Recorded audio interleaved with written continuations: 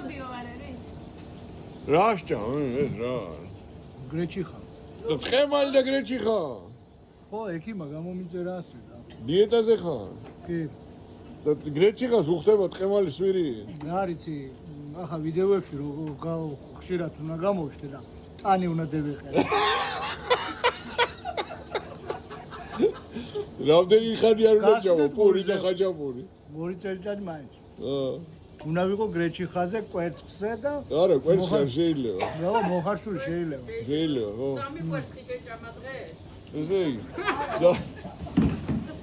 რანაირი გრეჩი ხარ? თხემალი და გრეჩი ხარ, სვირის თხემალი და გრეჩი ხარ.